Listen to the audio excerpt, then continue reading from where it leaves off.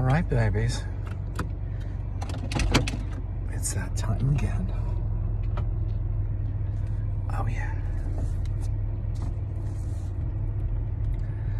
We are in Amos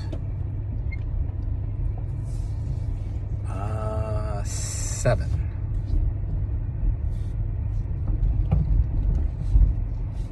And there we have some curious things. As we always do when we're in the prophetic books. The first thing that comes to mind is after I was done reading the whole chapter, I was thinking, you know what? Maybe there's more similarity to these prophetic books to real life than I'd been previously attributing to God. And by that I mean we do get warnings in our lives. There are things that we know that are safe, dependable, useful for building foundations. And then, whether it's due to a understanding of God's grace or an ignorance of it, we tend to live riskier lives than we should.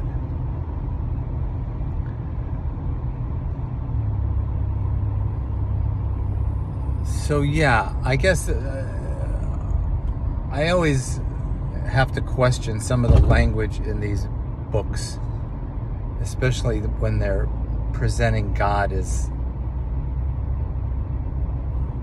authoring complete destruction of either a town, a community, certain people, rulers. Because I know it's his goal to draw them into relationship with him. And that if they're going to experience anything that reflects the judgment of God as seen in various Bible stories, then the consequences of their own behavior is going to bring that about. They don't need God to actually initiate the destruction. We'll take care of that ourselves. Which I think is kind of what's going on in a lot of these books. Is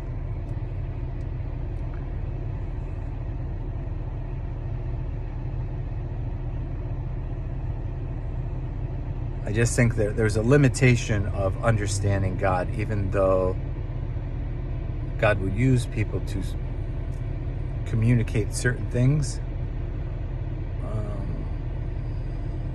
I don't think they were flawless in that. For instance, in this chapter, Amos 7, God indicates, this kind of ultimate destruction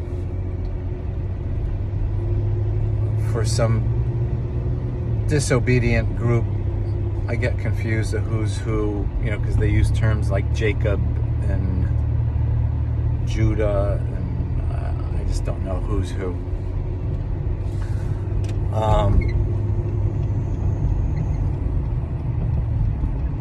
But twice Amos supposedly gets God to change his mind and hold back on his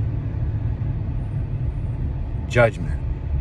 And the language used is that he relented. I don't buy that. God is perfect. His judgment is unassailable. So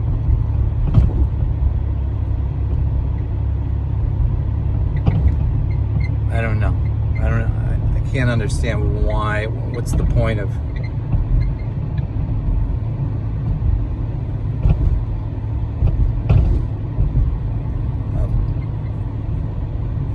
presenting God as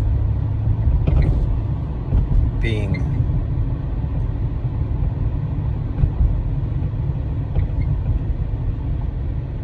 repentant, so to speak. Other than, we're creating God in our image,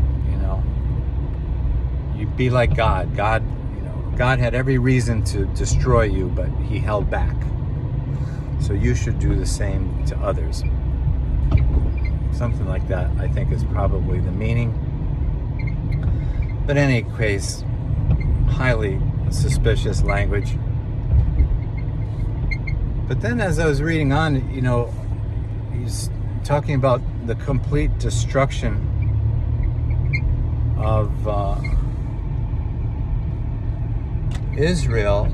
And then I was thinking, well, in the year 70, the temple was destroyed. And then next few verses, he talks about them being captive, Israel being captive to another nation. And there was that long Babylonian captivity, right? Didn't that go for like hundreds of years? So that's what I'm saying, when you're reading these things, it might not be perfect, but some of it could be right on the money. Because if God is speaking and we're hearing properly and we're writing down properly, then it's going to be trustworthy. And then towards the end,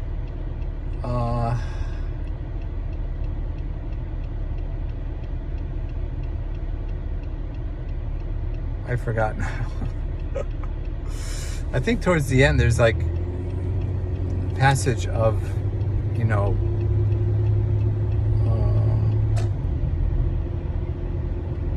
I can't really recall, so I'm not even going to say what it is. But in any event, it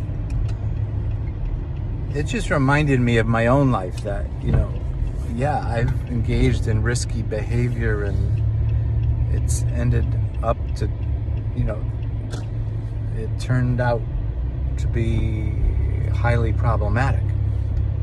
In other situations, I seriously felt like God was rescuing me out of these dangerous predicaments I would get myself into. So,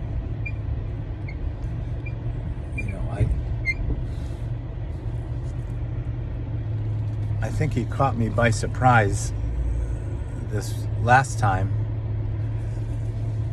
because I was used to being rescued. But then I guess it was the last straw, and I didn't realize I was on my last straw. But now that he's got my full attention, I'm doing my very best to stay true to him and let him work out all the details. Because I have lots of questions, but one thing I don't have a question on is, what is the ultimate purpose of my life?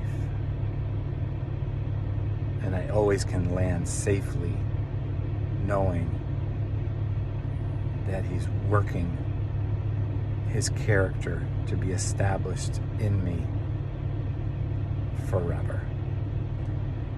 Oh yeah.